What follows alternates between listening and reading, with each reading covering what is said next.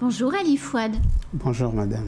Je suis très contente que vous soyez sur le plateau aujourd'hui. Vous êtes le président du mouvement de défense des exploitants familiaux. Qu'est-ce que c'est que cette association? C'est un syndicat agricole comme tous les autres, sauf que la différence familiale, ça veut dire très fort parce que d'abord l'agriculture, je pense, c'est dans l'esprit de collectivité, qu'on doit rester famille et puis voilà. Donc en fait, vous coordonnez toutes les familles mahoraises qui ont une activité agricole en parallèle de leur activité professionnelle. En gros, c'est ça. En gros, c'est ça, oui. C'est quoi aujourd'hui les problèmes des exploitants familiaux?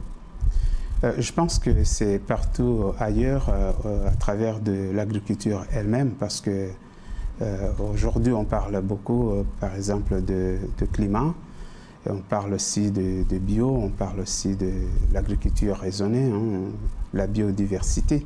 Ça veut dire quoi? Ça veut dire que souvent aussi je dis que nous les hommes, ce n'est pas ce que nous ignorons qui nous pose des problèmes, mais c'est ce que nous tenons à tort. Et dans l'ignorance, on se méprend sur la vraie nature de la réalité.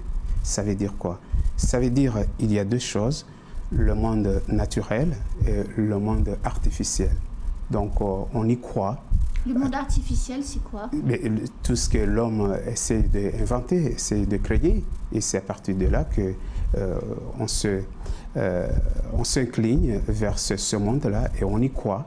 Donc la nature, à un moment donné, voilà, elle n'a plus d'effet à l'égard de l'humanité. C'est pourquoi aujourd'hui, voilà la raison à laquelle je dis souvent aussi que quand on va contre la nature, on paye les conséquences.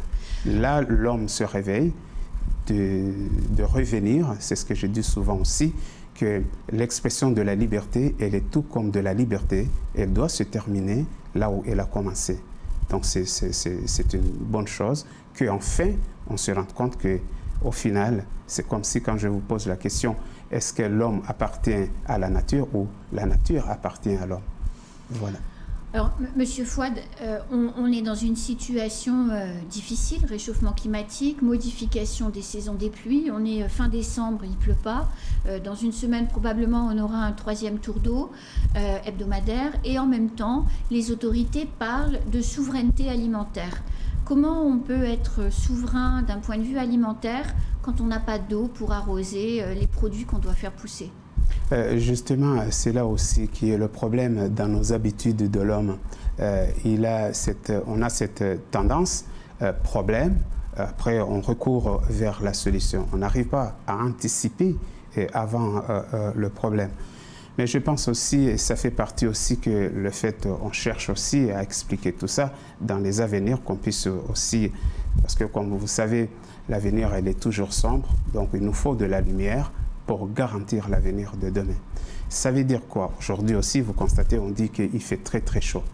C'est normal, il y a des arbres, on n'a pas planté des arbres. À savoir que chaque individu, il lui faut 20 mètres carrés de la verdure. Là encore, non, c'est négligence. On revient aussi sur la question de l'eau. Vous savez, la période de la saison de la pluie, c'est l'abondance. Dans tout le sens du terme, c'est l'abondance.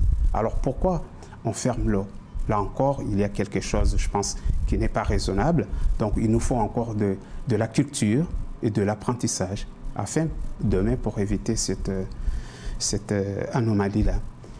Donc,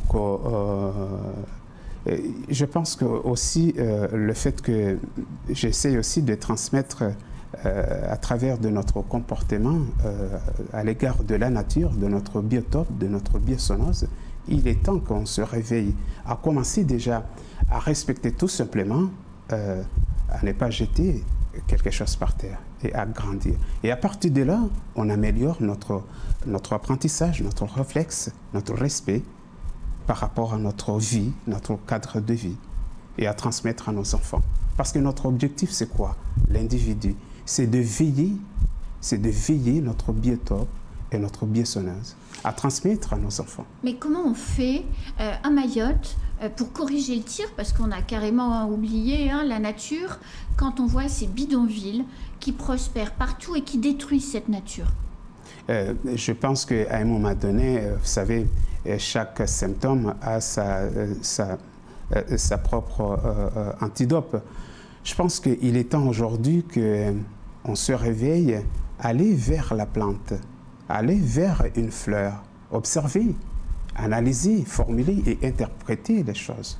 Et à partir de là, nous pouvons avoir la meilleure solution pour lutter contre tout ça. Non, mais comment on fait pour lutter contre un bidonville qui pousse et qui les écrase, les fleurs, justement?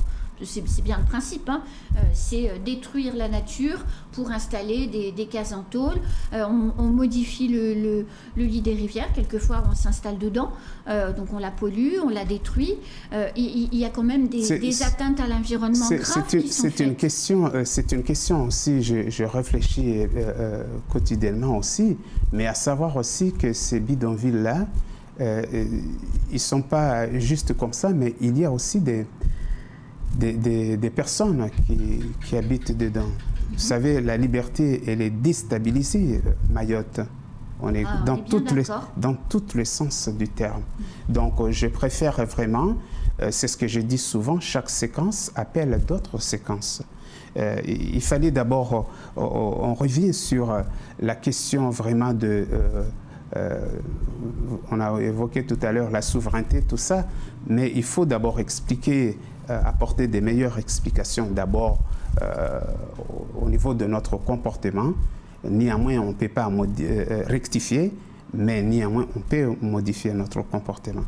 Si on arrive à avoir une assise là-dessus à l'égard des espaces verts, de créer des espaces verts, de dire que dorénavant, parce que nous les humains, on n'est pas des sujets héliophiles, mais plutôt nous sommes des sujets ombragés. Et depuis jusqu'à aujourd'hui, on a laissé le terrain libre et le soleil, cependant, il prend toujours de l'ampleur.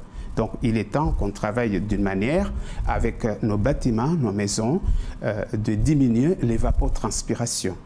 Et puis, la séquence des bidonvilles, au fur et à mesure, on va évoluer parce que humainement, notre cœur sera touché et sera très sensible avant de faire un déplacement d'une case. Voilà. Alors, mouvement de défense des exploitants familiaux, on sait qu'une des difficultés aujourd'hui de l'agriculture, c'est le vol des produits qui sont cultivés dans les champs. Comment est-ce que vous, agriculteurs qui n'êtes pas dans vos champs tous les jours, puisque certains d'entre vous ont une activité professionnelle, comment on se défend contre le vol des mangues, le vol des bananes, parce que c'est quand même monnaie courante, c'est devenu malheureusement monnaie courante sur notre département. Vous savez, la question, Anne, de l'humanité, c'est un processus très complexe. On réfléchit à cette question-là parce que quand on observe l'état de l'agriculture de Mayotte, oui, elle n'a pas de l'âme. Elle n'a pas de l'âme. N'a pas de l'âme. Parce qu'il n'y a pas des infrastructures, il n'y a pas des pistes agricoles, il n'y a pas de l'eau agricole. Oui. Donc, on est en train de songer plutôt la calamité agricole. La calamité agricole, c'est-à-dire à un moment donné, avec ce qu'on appelle la POSEI, un dispositif de vraiment de définir demain, parce que vis-à-vis de la situation actuelle de Mayotte, partout dans le monde, je pense, au niveau du climat aussi, songer fortement le calamité agricole de façon à essayer d'indemniser les gens. Voilà, parce mais qui peut indemniser? Vous cultivez sur vos terres familiales, vous faites pousser des choses que vous avez envie vous-même de consommer, vous les faites voler, mais qui va vous indemniser? Mais on essaye, voir avec structure Odéadom, tout ça, voir aussi le pouvoir public, parce que c'est la réalité. C'est comme aujourd'hui, on parle beaucoup de climat, et il y a des dispositifs qu'on met beaucoup de l'argent pour sauver le climat. Mais ça reviendra aussi à l'égard aussi des agriculteurs. Vous savez, je dis souvent que la plante, elle joue un rôle déterminant à la conservation de la santé des hommes et à la survie de l'humanité, au même titre que les agriculteurs qui jouent aussi le même processus et procédure. Donc, il est temps aussi d'essayer vraiment, comme on parle de climat très fort, des mesures, des dispositifs, des garanties. Ça doit être s'incliner aussi à l'égard des agriculteurs aussi. L'année 2023 va commencer dans quelques jours. Le programme de travail de votre mouvement de défense des exploitants familiaux, c'est quoi? En gros, quand on est agriculteur, on a besoin de quoi? Notre programme actuellement, c'est, comme on a souligné, les difficultés. Et on a souligné à 90%, ce sont nos parents ici à Mayotte, ces agriculteurs-là, qui ont travaillé dans des conditions très difficiles. Oui. Donc, avant qu'ils aillent à la retraite, je pense qu'ils méritent une reconnaissance. Dans quel sens? On est en train de formuler une demande de prise en charge de leurs factures, par exemple, de l'eau, de leurs factures d'électricité et de leurs factures de MSA.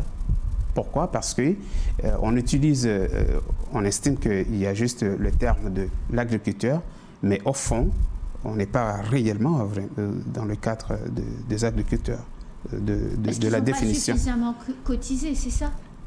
Oui, premièrement, c'est ça aussi la lacune qui est qu'il n'y a pas de rendement parce qu'il n'y a pas de l'eau agricole, madame. Savez-vous qu'il y a un problème de la santé, donc de l'économie, de rendement.